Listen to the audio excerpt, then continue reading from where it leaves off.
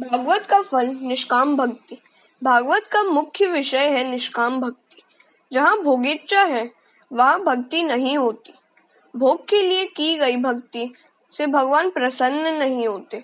भोग के लिए भक्ति करने वाले को संसार प्यारा है, भगवान नहीं।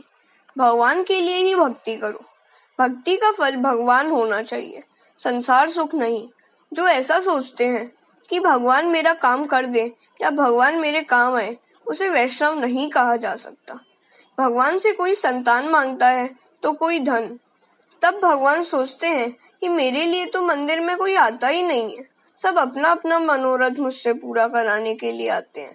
सच्चा वैष्णव तो भगवान से कहेगा कि मैं तो अपनी ज्ञानेंद्रियां, कर्मेंद्रियां, मन आदि सब कुछ तुम्हारे चरणों में अर्पित करने के लिए आया हूँ। सच्चा वैष्णव भगवान से न तो दर्शन मांगता है और न तो मुक्ति। वह यदि कुछ मांगेगा तो केवल इतना ही कि वह भगवान की सेवा में ही तन्मय होता रहे। मांगने से प्रेम की धारा टूट जाती है, प्रेम का प्रमाण घटने लगता है। इसलिए प्रभु से कुछ भी नहीं मांगो, भगवान को अपना ऋणी बनाओ। श्री रामचंद्र जी ने राज्याभिषेक के प्रसंग पर सभी वानरों को भेंट दी, किंतु हनुमान जी को कुछ नहीं दिया। इस घटना से सीता जी को दुख हुआ। उन्होंने राम से कहा कि हनुमान को तो कुछ दिया ही नहीं तुमने। राम जी ने कहा कि उसे मैं क्या दूं? उसने तो मुझ पर कितने ही उपकार किए हैं और मुझे ऋणी बनाया है। श्री राम हनुमान जी से कहते हैं, प्रति उपकार करऊं का तोरा, सन्मुख होई न सकत मन मोरा। शुद्ध प्रेम में लेने की भावना नहीं होती, देने की होती है। मोह भोग की इच्छा करता है, जबकि प्रेम भोग देता है। प्रेम में मांग नहीं होती, प्रेम में अपेक्षा का भाव जगा कि सच्चा प्रेम भागा ही समझे। भक्ति से मांगी हुई वस्तु मिलेगी तो जरूर, किंतु भगवान हाथ से निकल भागेंगे, नित्य देने वाला चला जाएगा। सकामी भक्त जिन जिन देवताओं की पूजा करते हैं, उन सभी देवताओं द्वारा मैं इच्छित भोगों की पूर्ति करता हूँ, किंतु मेरी निष्काम भक्ति करने वाले भक्त मुझे ही प्राप्त करते हैं। भगवान से धन मांगोगे तो धन तो मिलेगा, किंतु भगवान स्वयं नहीं मिलेंगे। भगवान से जितना मांगोगे तो उतना ही वे देंगे, किंतु प्रेम कम हो जाएगा। व्यवहार में भी हम यह अनुभव करते हैं कि जब तक कुछ मांगा न जाए तब तक ही दो मित्रों की मैत्री प्रेम पूर्ण रहती है। गोपियां नयन दृष्टि भी कृष्ण को ही देती हैं और मन भी। वे श्री कृष्ण से कुछ भी मांगने की अपेक्षा सर्वस्व अर्पण ही करती हैं। भगवान से कुछ मांगोगे तो प्रेम खंडित होगा। हमेशा ऐसा ही मानिए कि प्रभु ने मुझे बहुत दिया है। कई लोग हर वर्ष डाकोरजी तीर्थ की यात्रा करते हैं। वे रणछोड़ जी से कहते हैं कि मैं 6 वर्षों से आपके दर्शनार्थ आता रहता हूँ, फिर भी मुझे पुत्र मिला ही नहीं। भगवान उसे पुत्र तो देते हैं, किंतु साथ साथ कहते हैं कि अब मेरा और तेरा संबंध टूट चुका। डाकोर जी अपेक्षा से कुछ कम दे तो मानिए कि वे तो परिपूर्ण है, किंतु मेरी पात्रता अधूरी होने से मुझे कम मिला है। निष्काम भक्ति उत्तम है। वैष्णव मुक्ति की भी अपेक्षा नहीं करता। हरि के जन तो मुक्ति भी नहीं मांगते। मुक्ति की अपेक्षा से भक्ति में अलौकिक आनंद है। भक्ति में जिसे आनंद मिलता है उसे मुक्ति का आनंद तुच्छ नगण्य लगता है। वेदांती तो मानते हैं कि इस आत्मा को बंधन है ही नहीं, तो फिर मुक्ति का प्रश्न ही कैसे उठता है। वैष्णव मानते हैं कि मुक्ति तो मेरे भगवान की दासी है, दासी की अपेक्षा मेरे भगवान गुरुतर है। भगवान मेरा काम करें ऐसी अपेक्षा कभी न करूं। रामकृष्ण परमहंस को कैंसर की बीमारी लग गई। शिष्यों ने कहा कि माताजी से कहिए, वे आपकी बीमारी का इलाज करेंगी। रामकृष्ण ने कहा कि अपनी माता को मैं अपने लिए तकलीफ नहीं दूंगा। भक्ति का अर्थ यह तो नहीं है कि अपने सुख के लिए डाकोर जी को हम त्रास दे, परिश्रम दे। मांगने से सच्ची मैत्री के गौरव की हानि होती है।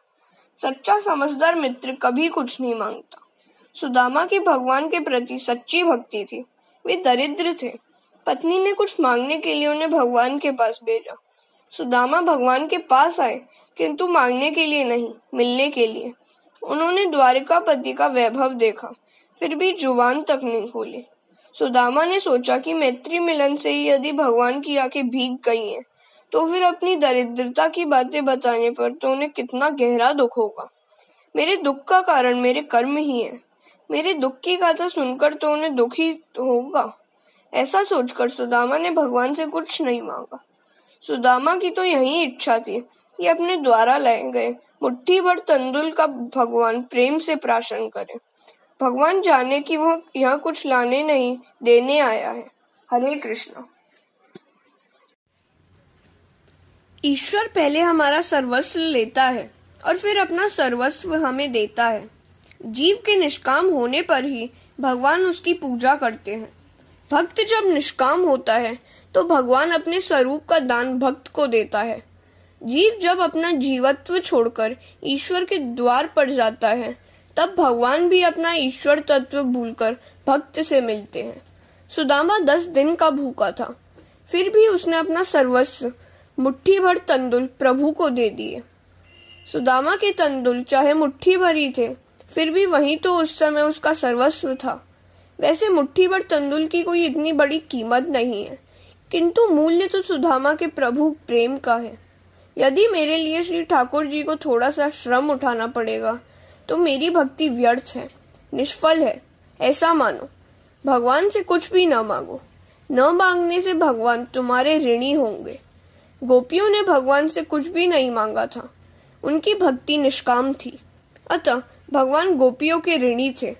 गोपी गीत में भी वे भगवान से कहती हैं कि हम तो आपकी निशुल्क शुद्र दासियां हैं, अर्थात निष्काम भाव से सेवा करने वाली दासियां हैं। इसी तरह कुरुक्षेत्र में भी जब वे भगवान श्री कृष्ण से मिलती हैं तो वहां भी वे कुछ नहीं मांगती हैं। वे तो केवल इतनी इच्छा करती हैं कि संसार रूपी कुएं में गिरे हुओं को उसमें से बाहर निकलने के अवलंबन रूप आपके चरण कमल घर में रहते हुए भी हमारे मन में सदा बसे रहे। एक सखी उद्धव जी से पूछती है कि तुम किसका संदेश लेकर आए हो? कृष्ण का, वे तो यहाँ पर ही उपस्थित हैं। लोग कहते हैं कि श्री कृष्ण मथुरा गए हैं, पर यह बात गलत है। मेरे ठाकुर जी हमेशा मेरे साथ ही हैं। 24 घंटों का हमारा उनके साथ संयोग है। गोपियों का प्रेम शुद्ध है। वे जब भी भगवान का स्मरण करती हैं, ठाकुर जी को प्रकट होना ही पड़ता है। गोपियों की निष्काम भक्ति इतनी सत्वशील है कि भगवान खिंचे हुए चले आते हैं। ठाकुर जी को सदा साथ रखोगे तो जहां भी जाओगे भक्ति कर सकोगे। तभी तो तुकाराम भगत कहते हैं, मुझे चाहे भोजन न भी मिले, परंतु हे विठ्ठलनाथ, मुझे एक भी क्षण तुम अपने से अलग मत रखना। भगवान उद्धव जी से कहते हैं, उद्धव, मेरी गोपियां मुझ में तन्मय चित्त वाली मदर्थे तक देहिकाएं हैं। गोपियों का आदर्श आग के सामने रखो और भगवान की भक्ति करो। सुदामा की निष्काम भक्ति को याद रखकर प्रभु की भक्ति करो। सुदामा और गोपियों जैसी भक्ति सीखो। सुदामा की भक्ति भी निष्काम थी। तुम अपना सर्वस्व भगवान को अर्पण करो। ऐसा होने पर भगवान भी सर्वस्व तुम्हें देंगे।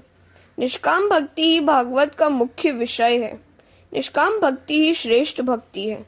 निष्काम भक्ति का श्रेष्ठ दृष्टांत है श्री कृष्ण के पति गोपियों की निष्काम ममता, निष्काम प्रेम। गोपियों को मुक्ति की भी इच्छा नहीं रखती थी। श्री कृष्ण का सुख ही अपना सुख है, ऐसा गोपियां मानती थी। एक सखी ने उद्धव जी से कहा कि श्री कृष्ण के वियोग में हमारी कैसी दशा है, वह तो आपने देख लिया। मथुरा जाने पर श्री कृष्ण जी से कहना कि यदि मथुरा में वे सुख से रहते हैं तो हमारे सुख के लिए व्रज में आने का कष्ट न करें। हमारा प्रेम अपने सुख के लिए नहीं है, किंतु श्री कृष्ण को ही सुखी करने के लिए है। श्री कृष्ण के वियोग से हम दुखी हैं और विलाप भी करती हैं, परंतु हमारे विरह में वे यदि मथुरा में सुख से रहते हैं तो वे सुखी रहे। हमारे सुख के लिए वे यहाँ न आए। यदि अपने सुख के लिए वे यहाँ आना चाहें तो अवश्य ही पधारे। दूसरों के सुख में सुख का अनुभव करना ही सच्चे प्रेम का लक्षण है। शांडिल्य मुनि ने अपने भक्ति सूत्र में लिखा है, धन्य है वे व्रजवासी भक्तजन जो श्री कृष्ण से मिलने के लिए मथुरा नहीं गए। गोपी प्रेम की पागल अवस्था में भगवान की निकटता का अनुभव करती हैं। सखी सोचती हैं कि मैं वहां मिलने गई और मेरे मिलने से ठाकुर जी को कुछ कष्ट हुआ तो? उनको कुछ लज्जा हुई कि गांव की इस ग्वालिन में से मैं खेलता था तो? नहीं, मुझे मथुरा नहीं जाना है। मेरे प्रेम में कुछ न कुछ न्यूनता ही रह गई है। इसलिए वे मुझको छोड़कर चले गए। मेरा प्रेम यदि सच्चा है तो वो अवश्य ही गोकुल लौटेंगे। उस समय तक मैं विरह दुख सहन करती रहूंगी। इसलिए श्री कृष्ण जी कहते हैं कि मुझे गोकुल में जो आनंद गोपियों से मिलता है वह द्वारिका में नहीं है। गोपियों का प्रेम निष्काम है। भगवान का जो आश्रय लेता है वह निष्काम बनता है। गोपियों की ऐसी निष्काम भक्ति से परमात्मा गोपियों के ऋणी हुए। गोपी प्रेम की महिमा दर्शनीय है। श्री कृष्ण एक बार बीमार हो गए। बीमार होने का नाटक किया। कोई भी औषधि सफल नहीं हुई। तब प्रभु ने वैष्णव भक्त की चरण रज औषधि के रूप में मांगी। कोई वैष्णव अपनी चरण रज दे तो भगवान की बीमारी दूर हो सके। भगवान की रानियों से चरण रज मांगी गई। सभी रानियों को आश्चर्य हुआ। प्राणनाथ को चरण रज दे तो महापाप होगा और नरक में जाना पड़ेगा। नरक में कौन जाए? हम तो चरण रज नहीं देंगी। दूसरों से भी चरण रज मांगी गई, कोई तैयार नहीं हुआ। अंत में बात गोपियों तक पहुंची। गोपियों ने सुना कि उनके कृष्ण बीमार हैं। यदि वे भले चंगे हो सकते हैं तो हम अपनी चरण रज देने को तैयार हैं। इसके लिए हम कोई भी दुख सहन करने को तैयार हैं। जो अपना कन्हैया सुखी भला चंगा होता हो तो हम नरक यातना भी भुगत लेंगी। उन्होंने अपनी चरण रज दी। श्री कृष्ण की बीमारी दूर हो गई। सच्चे निष्काम प्रेम की परीक्षा भी हो गई। हरे कृष्णा। भागवत का फल है निष्काम भक्ति। निष्काम भक्ति भगवान को प्रसन्न करती है। गोपियों जैसी निष्काम भक्ति की आदत डालो। भक्ति से मुक्ति मिलती है। भक्ति के बिना ज्ञान और वैराग्य प्राप्त नहीं हो सकते। बिना ज्ञान की भक्ति अंधी है और बिना भक्ति के ज्ञान पंगु है। आदत और हाजत जरूरत पर नियंत्रण रखा जाए तो मानव प्रभु में लीन हो सकता है। भागवत का मुख्य विषय है निष्काम भक्ति। भागवत सबके लिए है। वेदांत सबके लिए नहीं है। वेदांत का अधिकार सबको नहीं दिया गया। जिसे ब्रह्म को जानने की जिज्ञासा हो उसी के लिए वेदांत है। वेदांत का अधिकारी कौन? जिसने षट संपत्ति आदि की प्राप्ति की हो वही वेदांत का अधिकारी है। किंतु भागवत तो सभी के लिए है। भागवत का अधिकार वैसे तो सभी के लिए बताया गया है, फिर भी शुद्ध अंतकरण वाले पुरुषों के जानने के योग्य परमात्मा का निरूपण इसमें किया गया है। निर्मत्सराणाम, निर्मत्सर होकर कथा सुनो। मत्सर सबसे बड़ा शत्रु है। मत्सर सबको सताता है। ज्ञानी और योगी दोनों को मत्सर परेशान करता है। स्वयं प्राप्त की हुई योग सिद्धि के बल से चांगदेव 1400 वर्ष जिए थे। उन्होंने मृत्यु को 14 बार वापस लौटाया। वे सिद्धियों में फंसे हुए थे। उन्हें प्रतिष्ठा का मोह था। उन्होंने संत ज्ञानेश्वर की कीर्ति सुनी। चांगदेव ज्ञानेश्वर के प्रति मत्सर करने लगे। क्या यह बालक मुझसे भी बढ़ गया? ज्ञानेश्वर की आयु 16 वर्ष की थी। चांगदेव की इच्छा हुई कि वह ज्ञानेश्वर को पत्र लिखे, किंतु पत्र में संबोधन क्या किया जाए? ज्ञानेश्वर अपने से छोटे, केवल 16 वर्ष के, सो पूज्य तो कैसे लिखा जाए, और ऐसे महाज्ञानी को चिरंजीवी भी कैसे लिखा जाए? और इस उलझन को भी सुलझा न सके, सो बिना लिखे ही पत्र भेज दिया। संत की भाषा संत जान सकते हैं, वे कोरा भी पढ़ लेते हैं। मुक्ताबाई ने पत्र का उत्तर दिया, 1400 साल की तेरी आयु है, फिर भी तू कोरा ही रह गया। चांगदेव ने सोचा कि ऐसे ज्ञानी पुरुष से मिलना ही चाहिए। अपनी सिद्धियों के प्रदर्शन के लिए उन्होंने बाघ पर सवारी की और सर्प की लगाम बनाई, और इस प्रकार वे ज्ञानेश्वर से मिलने के लिए आ रहे थे। इस ओर ज्ञानेश्वर से किसी ने कहा कि चांगदेव बाघ पर सवारी करके आपसे मिलने आ रहे हैं। ज्ञानेश्वर ने सोचा कि इस बूढ़े को अपनी सिद्धियों का अभिमान हो गया है। चांगदेव ने अपनी सिद्धियों के अभिमान के कारण ज्ञानेश्वर को पत्र में पूज्य से शब्द से संबोधित नहीं किया था। ज्ञानेश्वर ने सोचा कि चांगदेव को कुछ पाठ पढ़ाना चाहिए। संत मिलने आए तो उनकी आवभगत करनी ही चाहिए। उस समय ज्ञानदेव चौके पर बैठे हुए थे। उन्होंने चौके से चलने की आज्ञा दी। पत्थर का चौका चल दिया। चौके को चलता हुआ देखकर चांगदेव का अभिमान नष्ट हो गया। चांगदेव ने महसूस किया कि मैंने तो हिंस पशुओं को ही वश में किया था, जबकि ज्ञानेश्वर के पास तो ऐसी शक्ति है जो जड़ पदार्थ को भी चेतन बना देती है। दोनों का मिलन हुआ। चांगदेव ज्ञानेश्वर के शिष्य बन गए। यह दृष्टांत सिखाता है कि हठ योग से मन को नियंत्रित करने की अपेक्षा प्रेम से मन को वश में करना उत्तम है। चांगदेव हठ योगी थे। हठात बलात्कार से उन्होंने मन को वश में किया गया था। योग मन को एकाग्र कर सकता है, किंतु हृदय को विशाल नहीं कर सकता। यही कारण है कि चांगदेव ज्ञानेश्वर से ईर्ष्या करते थे। हृदय को विशाल करती है भक्ति। भक्ति से हृदय पिघलता है, हृदय भी विशाल होता है। मत्सर करने वालों के तो इहलोक और परलोक दोनों ही बिगड़ते हैं। मन में मत्सर मत रखो। मन से मत्सर निकाल दोगे तो मनमोहन का स्वरूप मन में सुदृढ़ होगा। कथा सुनकर उसे जीवन में चरितार्थ करने वाले लोग बहुत कम होते हैं। कथा सुनो और कथा के सिद्धांतों का जीवन में आचरण करो। केवल शुश्रूभूमि नहीं, किंतु कृतृभी भी बनो। इसलिए कहा गया है कि जब सुकृति पुरुष उन्हें सुनने की इच्छा करता है, उसी समय ईश्वर अविलंब उसी के हृदय में आकर बंदी हो जाता है। भागवत कथा का श्रोता निष्काम और निर्मत्सर बन जाता है। किसी भी जीव के प्रति रखा गया कुभाव ईश्वर के प्रति रखा गया कुभाव है। मनुष्य जब तक निर्मत्सर न बने तब तक उसका उद्धार नहीं होता। जैसी भावना आप दूसरों के लिए रखोगे, वैसी ही भावना वे आपके लिए भी रखेंगे। दूसरों के साथ वैरभाव करने वाला व्यक्ति अपने साथ ही वैरभाव करता है, क्योंकि सबके हृदय में ईश्वर का ही वास है। गीता में कहा गया है, क्षेत्रज्ञं चापि मां विद्धि सर्वक्षेत्रु भारत। हरे कृष्ण। सूर्य से सौनक आदि ऋषियों का प्रश्न। नैमिषारण्य में 88,000 ऋषियों का ब्रह्म सूत्र हुआ। उस ब्रह्म सूत्र में एक बार सूर्य जी पधारे। सौनक जी ने सूर्य जी से प्रश्न पूछा कि जीव मात्र का कल्याण कैसे हो सकता है। कल्याण का सुलभ और सरल मार्ग बताइए। मनुष्य मात्र के कल्याण का उपाय बताइए। कलयुग के शक्तिहीन मनुष्य भी जिसका उपयोग कर सके, ऐसा कोई साधन बताइए। इस कलयुग के मानव मंद बुद्धि और मंद शक्ति हैं, सो कठिन मार्ग नहीं अपना सकेंगे। कलयुग के मनुष्य भोगी होने से मंद बुद्धि कहे गए हैं। कलयुग के मानव ऐसे भोगी हैं कि वे एक ही आसन पर बैठकर 8 घंटे ध्यान नहीं कर सकते। वे अपने को चतुर मानते हैं, किंतु व्यास जी ऐसा मानने को तैयार नहीं है। संसार के विषयों के पीछे ही जो लगा रहे, उसे प्रवीण कैसे कहा जाए। शास्त्र कहता है कि 100 काम छोड़कर भोजन करो, 1000 काम छोड़कर स्नान करो, लाख काम छोड़कर दान करो और करोड़ काम छोड़कर प्रभु का स्मरण करो, ध्यान करो, सेवा करो। घर के कामों को करने के बाद माला मत फेरो, किंतु प्रभु नाम का जप करने के बाद सब काम करो। करोड़ कामों को छोड़कर भगवान का स्मरण करो। कलयुग के मनुष्य जो काम करना है उसे नहीं करते और जिसे नहीं करना है वही पहले करते हैं।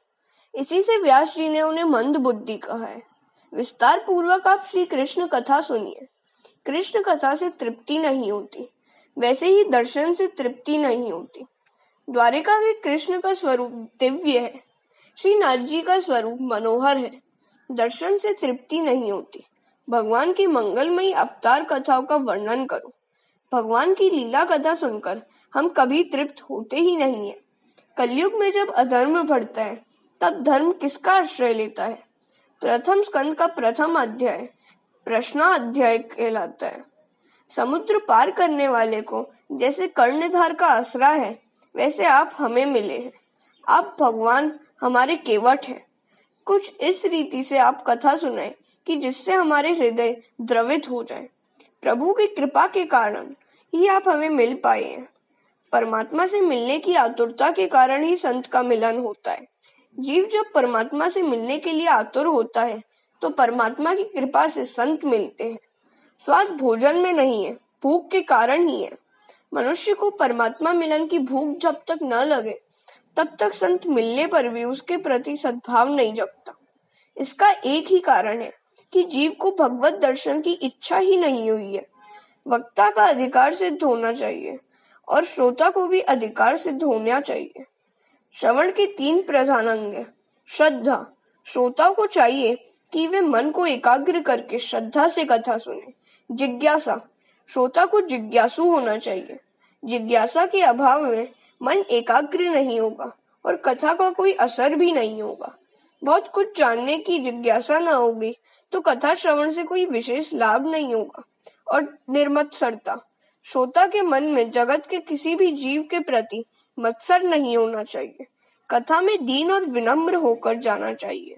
पाप को छोड़कर भगवान से मिलने की तीव्र आतुरता की भावना से कथा श्रवण करोगे तो भगवान के दर्शन होंगे। प्रथम स्कंद में शिष्य का अधिकार वर्णित है। एक महात्मा रामायण की कथा सुना रहे थे। कथा समाप्त होने पर किसी श्रोता ने महात्मा से पूछा कि कथा तो सुनी, पर मुझे यह नहीं समझ में आया कि राम राक्षस थे या रावण। तो महात्मा ने उसे उत्तर दिया कि न तो राम राक्षस थे और न रावण। राक्षस तो मैं ही हूँ कि जो तुझे कुछ भी नहीं समझा सका। हरे कृष्णा।